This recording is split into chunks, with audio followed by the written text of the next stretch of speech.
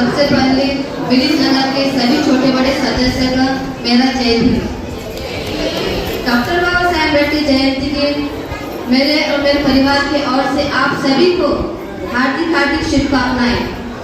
मेरे लिए बड़ी सौभाग्य की बात है कि मुझे हर साल डॉक्टर बाबा साहेब अम्बेडकर जयंती के विषय पर 2 शब्द बोलने का मौका मिलता है, इसलिए मैं आप सभी का तहे दिल से धन्यवाद करना चाहती हूँ। डॉक्टर बाबा साहेब अम्बेडकर ने महिलाओं के लिए कई महत्वपूर्ण अधिकार दिए, जिसमें समानता, शिक्षा, संपत्ति में अधिकार, सामाजिक न्याय शामिल है। उन्होंने संविधान में इन सब अधिकारों को शामिल करने के लिए महत्वपूर्ण भूमिका निभाई है, जिससे महिलाओं को समाज में बराबरी का दर्जा मिल सके। उन्होंने संविधान के नियम के आधार पर भेदभाव को खत्म करने के लिए अनुच्छेद 14 का प्रावधान किया। बाबा साहेब ने महिलाओं को शिक्षित और आर्थिक रूप से सशक्त बनाने के लिए जोर दिया, ताकि वे समाज में अपना स्थान प्राप्त कर सके।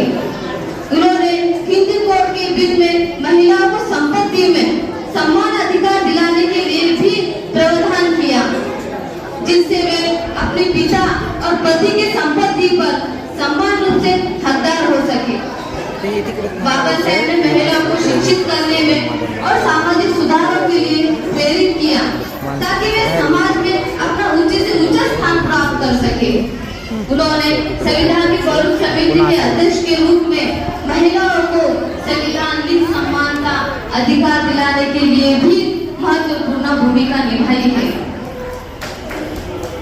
बाबा साहेब ने विश्ववृत्ति जैसे कुरीतियों के खिलाफ आवाज उठाई और महिलाओं को शोषण से बचाने का प्रयास किया। बाबा साहेब ने महिलाओं को वोट का अधिकार दिलाने के लिए भी संघर्ष किए थे। किसी भी समाज की प्रगति का मापदंड उस महिलाओं की स्थिति से मापा जा सकता है। महिलाओं के साथ के बिना एकता निरर्थक है और शिक्षित महिलाओं के बिना शिक्षा निरर्थक है, और महिलाओं की ताकत के बिना आंदोलन अधूरा है।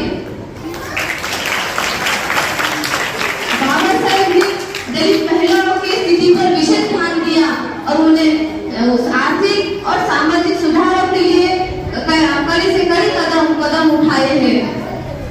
आज डॉक्टर बाबा साहेब अम्बेडकर ने हम महिलाओं के लिए जो कुछ भी किया, आज भी हम सब महिलाओं के लिए प्रेरणा का स्रोत है। हम सभी को चाहिए कि डॉक्टर बाबा साहेब के आदर्शों और सिद्धांतों पर हम सभी को चलना होगा, तभी महिलाओं के अधिकारों के लिए संघर्ष करने में हमें उनकी मदद करनी होगी। बाबा साहेब के 3 मंत्र थे: शिक्षित बनो, संघर्ष करो और संगठित रहो। हम सभी को बाबा साहेब की विचारधारा पर चलना होगा, तभी देश में एकता आएगी। बाबा साहेब ने हमेशा दबे कुचले तथा गरीब लोगों के हित के लिए कार्य किए और कानून बनाकर देश में संविधान बनाकर देश में कानून स्थापित किया है। मैं आप लोगों का ज्यादा वक्त तो लेना नहीं चाहती हूँ। अपने बिखरे शब्दों को समेटते हुए बाबा साहेब की एक छोटी सी शायरी बोलकर मैं अपने भाषण को समाप्त करना चाहती हूँ। इंसानियत का एक नया विधान दिया है, इंसानियत को एक नया विधान दिया है, जिसमें औरतों को भी सम्मान दिया है। भारत को जिसमें आसमान तक पहुंचाया, बाबा साहब ने हम सबको वो संविधान दिया है। बाबा साहब जय माता, शिक्षा को जय।